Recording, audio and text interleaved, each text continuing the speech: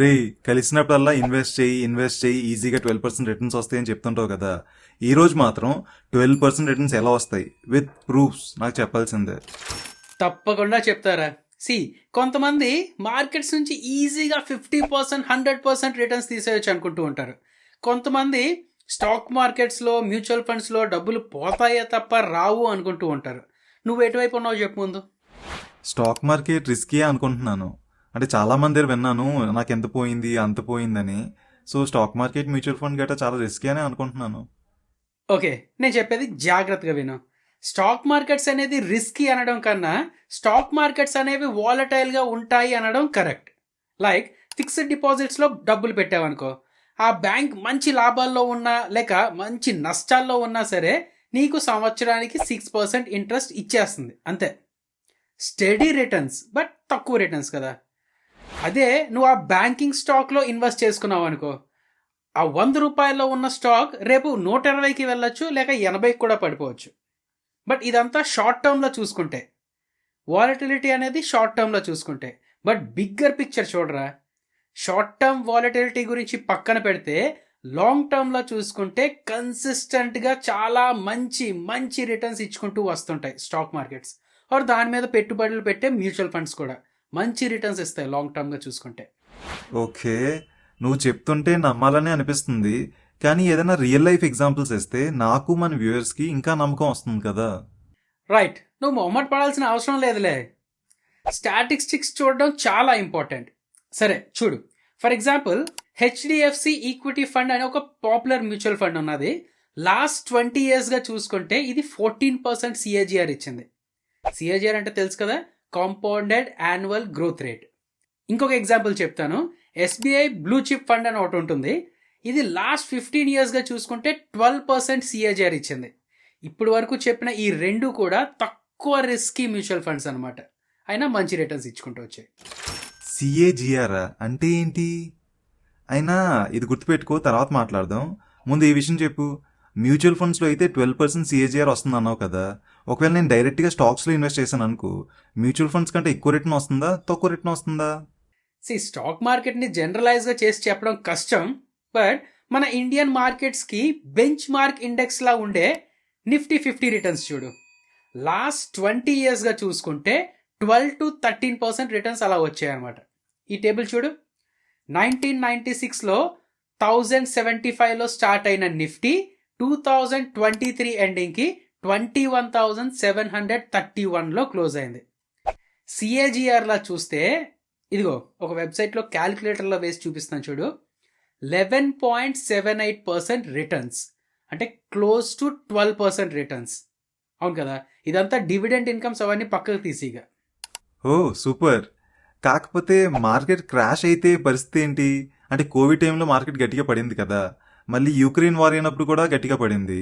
So మళ్ళీ అలాంటిది ఏదైనా అయితే అప్పుడు నా పరిస్థితి ఏంటి? అబ్బా, చాలా మంచి క్వశ్చన్ అడిగావరా. ఇందాక నిఫ్టీ 50 డేటా చూసాం కదా, ఈ డేటా అంతా ఈ క్రాషెస్ని కలుపుకుందే కదా. చూడు, ఇందాక చూసిన ఇన్ఫర్మేషన్నే బార్ చార్ట్ రూపంలో చూస్తే 2008లో 51% పడిపోయింది. మళ్ళీ వెంటనే నెక్స్ట్ ఇయర్ 77% పెరిగింది.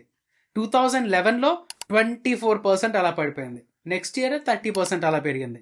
2020లో కోవిడ్ వల్ల ఎంత ఫాల్ అయింది మీ అందరికీ తెలుసు కదా. మళ్ళీ అదే ఇయర్లో రికవర్ అయిపోయింది, 16% పాజిటివ్ రిటర్న్స్ ఇచ్చింది ఆ టైంలో. సరే, క్రాషెస్ గురించి ఇంకొంచెం డీప్గా చూద్దాం. ఇది నిఫ్టీ 50 తాలూకా లైన్ చార్ట్ చూసావా. షార్ట్ టర్మ్లో కిందకి పైకి కిందకి పైకి తిరుగుతూ ఉన్నా సరే బిగ్గర్ పిక్చర్లా చూస్తే పెరుగుతూనే ఉన్నది. .com బబుల్ బస్ట్ అని, 2008 క్రాష్ అని, కోవిడ్ క్రాష్ అని, వీటి వల్ల మార్కెట్స్ ఎంత పడ్డా మళ్ళీ రికవర్ అవుతూ ఓవరాల్ లాంగ్ టర్మ్ మంచి రిటర్న్స్ ఇచ్చుకుంటూ వస్తూ ఉన్నాయి అన్నమాట. సో మళ్ళీ చెప్తున్నా విను, స్టాక్ మార్కెట్ షార్ట్ టర్మ్లో నెగిటివ్ రిటర్న్స్ ఇవ్వచ్చు, బట్ లాంగ్ టర్మ్లో మాత్రం మంచి రిటర్న్స్ ఇస్తూ వస్తుంటుంది. అవును కరెక్టే. అంటే నిఫ్టీ అంటే ఒప్పుకుంటాను, కానీ ఒకవేళ నేను ఇండివిజువల్ స్టాక్స్లో ఇన్వెస్ట్ చేశాను అనుకో, అప్పుడు ఇవి కూడా లాంగ్ టర్మ్లో నిఫ్టీ లాగే రిటర్న్స్ ఇస్తాయా లేకపోతే ఏంటి పరిస్థితి? అది ట్రిక్కీ క్వశ్చనే. ఇండివిజువల్ స్టాక్స్ లో నిఫ్టీ కన్నా ఎక్కువ రిటర్న్స్ తీసుకోవచ్చు, నిఫ్టీ కన్నా తక్కువ రిటర్న్స్ కూడా తీసుకోవచ్చు. ఇన్ఫాక్ట్ నిఫ్టీ పెరుగుతూ ఉన్నా సరే కొన్ని అండర్ పర్ఫార్మింగ్ స్టాక్స్ లో డబ్బులు పెట్టడం వల్ల నెగిటివ్ రిటర్న్స్ కూడా వస్తూ ఉండొచ్చు అనమాట. నీకేం చెప్తున్నా అంటే నీకు ఇండివిజువల్ స్టాక్స్ అనాలిసిస్ చేయడం అలవాటు లేదు అంటే వదిలే. అలాగే గ్రూప్ ఆఫ్ స్టాక్స్ లో ఇన్వెస్ట్ చేసే మ్యూచువల్ ఫండ్స్ లో నమ్మకం లేకపోయినా సరే వదిలే. అట్లీస్ట్ డైరెక్ట్ గా ఈ నిఫ్టీని ట్రాక్ చేస్తూ ఉన్న ఫండ్స్ లో ఇన్వెస్ట్ చేయొచ్చు కదా, అది నేను చెప్తున్నాను. నిఫ్టీని ట్రాక్ చేస్తున్న ఫండ్సా అంటే? ఇండెక్స్ ఫండ్స్ అంటారు. సి, నేను చెప్పేది జాగ్రత్తగా విను, నీకు అర్థం కాకపోయినా సరే జాగ్రత్తగా విను. ఎందుకంటే మెల్లమెల్లగా మన రూపాయి ఛానల్లో వీడియోస్ పబ్లిష్ చేస్తూ ఉంటుంటాం కదా, స్టెప్ బై స్టెప్ సబ్జెక్ట్ పెంచుకుంటూ వస్తుంటాం కదా, సో మంచి మంచి ఇన్ఫర్మేషన్ అనేది వస్తూ ఉంటుందండి. ఏం లేదు, మన రూపాయి ఛానల్ వీడియోస్ అలా ఫాలో అవుతూ ఉంటే వ్యూవర్స్ అందరూ ప్రో అయిపోతారు, మాస్టర్ అయిపోతారు ఇంకా. సరే, నేను అదే చెప్తాను. ఇప్పుడు నీకు అర్థం కాకపోయినా సరే జాగ్రత్తగా విను. ఇండెక్స్ ఫండ్స్ అంటే ఫర్ ఎగ్జాంపుల్ నిఫ్టీ తీసుకో, దీన్ని ఇండెక్స్ అంటారు. దీనిలో 50 స్టాక్స్ ఉంటాయి, ఒక్కో స్టాక్ కి ఒక్కో వెయిటేజ్ ఉంటుంది. సో ఇండెక్స్ మ్యూచువల్ ఫండ్స్ వాళ్ళు ఏ స్టాక్ లో ఎంత పెట్టాలి అది ఇది అని బుర్రలు కొట్టుకోకుండా డైరెక్ట్ గా నువ్వు ఇన్వెస్ట్ చేసిన డబ్బులతో ఆ 50 స్టాక్స్ లో ఆ వెయిటేజెస్ బట్టి అన్ని షేర్స్ కొనేస్తూ ఉంటారు. అర్థమైంది కదా? ఇంకేముంది, నిఫ్టీ ఎంత రిటర్న్స్ ఇస్తే నీ ఇన్వెస్ట్మెంట్ కూడా అంతే రిటర్న్స్ ఇస్తూ ఉంటుంది అనమాట. అర్థమైంది. కాకపోతే ఇండెక్స్ ఫండ్స్ లో పెట్టకుండా ఇంకేదైనా ఫండ్స్ లో పెట్టి ఇంకా ఎక్కువ రిటర్న్స్ ఎక్స్పెక్ట్ చేయొచ్చా? బట్ అది ఒక బిగినర్ కి not advisable. See, Nifty 12% returns ఇస్తుంది, నువ్వు ఇంకో 5% రిటర్న్స్ ఎక్స్ట్రా ఎక్స్పెక్ట్ చేస్తున్నావు అంటే అదే 5% రిస్క్ పెట్టడానికి కూడా రెడీ అవ్వాలన్నమాట నువ్వు. Huge returns always comes with risks. సరే, అవన్నీ తర్వాత మెల్లమెల్లగా మాట్లాడుకుందాంలే. ముందు ఇండెక్స్ ఫండ్స్ మీద దృష్టి పెట్టు. ఒక బిగినర్ గా ముందు అట్లీస్ట్ 1 or 2 years ఈ ఇండెక్స్ ఫండ్స్ మీద ఇన్వెస్ట్ చేసుకుంటూ మార్కెట్ డైనమిక్స్, వాలటిలిటీ నువ్వు చూస్తూ ఉంటే మేబీ తర్వాత యాక్చువల్ ఇండెక్స్ ఫండ్స్ కోసం రెడీ అయిపోవచ్చు నువ్వు. ఈక్విటీ ఇండెక్స్ ఫండ్స్ అని, స్మాల్ క్యాప్స్ అని, మిడ్ క్యాప్స్ అని, గ్రోత్ ఫండ్స్ అని ఇలా బోలెడ్ ఉంటూ ఉంటాయి అనమాట. వాటిలో కూడా ట్రై చేయొచ్చు. But first starting step index ఫండ్సే బెస్ట్ అని నేను చెప్తాను అందరికి. అర్థం కాలేదు, ముందు ఇవి అలవాటు అయ్యాక వాటికి వెళ్ళడం ఏంటి? సి, ఇండెక్స్ ఫండ్స్ కన్నా ముందు చెప్పిన ఫండ్స్ లో రిటర్న్స్ క్యాపబిలిటీ ఎక్కువ ఉన్నా సరే వాలటిలిటీ కూడా అలాగే ఉంటూ ఉంటుంది అనమాట.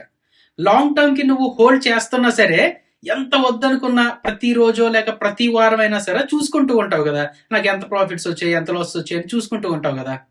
ఎక్కువ వాలటైల్ గా ఉన్న ఇన్వెస్ట్మెంట్స్ లో నీ రిటర్న్స్ పైకి కిందకి తెగ తిరుగుతూ ఉంటాయి అనమాట. అప్పుడు నీ మొరాలిటీ కొంచెం దెబ్బతినచ్చు. పెరిగిన రోజు నీకు వచ్చే సంతోషం కన్నా పోయిన రోజు నీకు వచ్చే బాధే ఎక్కువ ఉండొచ్చు అనమాట. అందుకనే కొంచెం ఆ వాలటిలిటీ అవి అలవాటు అయ్యే వరకు ఇండెక్స్ ఫండ్స్ లో పెట్టి తర్వాత కావాలంటే మిగతా ఆప్షన్స్ ట్రై చేయొచ్చు అని చెప్తుంటాను నేను అందరికి. సరే, నువ్వే సజెస్ట్ చేయి అయితే ఎలాంటి ఇండెక్స్ ఫండ్స్ లో పెట్టాలో. ఇవి చూడు, స్క్రీన్ మీద కనిపిస్తుంది చూడు, నీ ఇష్టం, ఎవరైనా ఒకటే. ఇండెక్స్ ఫండ్స్ లో పెడుతున్నారు కాబట్టి ఎక్స్పర్టైజ్ అని ఇవే అవసరం లేదనమాట. వీటిలో ఏదో ఒకటి సెలెక్ట్ చేసుకోవచ్చు నువ్వు. ఓకే, అయితే నేను కూడా ఇవి అన్నిటి గురించి ప్రాపర్గా రీసెర్చ్ చేసి అప్పుడు ఒక డిసిజన్ తీసుకుంటా. అవును, నేను తెలుసుకోవడానికి ఇంకేమైనా ఉన్నాయా? ఉంది, ట్రస్ట్ ద ప్రాసెస్. నేను సింపుల్ గా ఫైనాన్స్ గురించి చెప్పాలంటే ఇంత చెప్పాల్సిన అవసరం లేదు. నేను మీకు ఏం చెప్తున్నా అంటే ఫ్యూచర్ లో ఫైనాన్షియల్ ఫ్రీడమ్ తో పాటు ప్రెసెంట్ కూడా ప్రశాంతంగా ఉండాలి అనేది చెప్పడానికి ట్రై చేస్తూ ఉంటా. ఒక రోజు, ఒక నెల, ఒక సంవత్సరం పడ్డా పెరిగినా సరే లాంగ్ టర్మ్ విజన్ ఉంది కదా అనే నమ్మకంతో ప్రశాంతంగా ఉండాలండి. సి, ఈ 2 చార్ట్స్ పక్క పక్కన పెట్టి చూడు. ముందు పెరిగి తర్వాత పడి మళ్ళీ పెరిగి ఇలా జరిగినా సరే 12% సిఏజిఆర్. ముందు కొంచెం పెరిగి తర్వాత ఇంకొంచెం పెరిగి అలా పెరుగుతూ వెళ్ళినా సరే 12% CAGR. So trust the process. నీ లాంగ్ టర్మ్ విజన్ కి 12% కన్నా ఎక్కువే వస్తుంది. బట్ 12% అనుకొని నీ తాలూకా క్యాలిక్యులేషన్స్ చేసుకో. అర్థమైంది కదా? నేను చెప్తున్నాను, మళ్ళీ చెప్పను, మాటికి చెప్పను, 12% కన్నా తక్కువ రాదురా నీకు. థ్యాంక్స్ రా. నాతో పాటు మన ఫ్రెండ్స్ కూడా స్టాక్ మార్కెట్ ఇన్వెస్టింగ్కి రెడీగా ఉన్నట్టున్నారు. అవును, ఒకవేళ ఇండెక్స్ మ్యూచువల్ ఫండ్స్లో ఇన్వెస్ట్ చేస్తున్నప్పుడు ఏదైనా డౌట్ వచ్చిందనుకో ఏం చేయాలి? ఏం చేస్తావు? నన్ను అడుగుతావు. ఫ్రెండ్స్, మీకు కూడా ఎలాంటి డౌట్స్ ఉన్నా సరే, ఇంకేమైనా క్వరీస్ ఉన్నా సరే కామెంట్స్ లో పెడుతూ ఉండండి. అక్కడ కామెంట్స్ లో రిప్లైస్ ఇస్తూ ఉంటాం. అండ్ ఆ క్వరీకి ఒక వీడియో చేయాల్సిన ఇంపార్టెన్స్ ఉందనుకుంటే సపరేట్ వీడియో కూడా చేస్తాం. అవును, సిఏజిఆర్ గురించి తర్వాత మాట్లాడదామని చెప్పాను కదా, సో చెప్పైతే సిఏజిఆర్ అంటే ఏంటి అసలు? చెప్దాం. అయితే వీడియో ఆల్రెడీ లెంత్ అయింది కాబట్టి ఒక షార్ట్ వీడియోలో చెప్తాం, మిస్ అవ్వదు మీరు అది.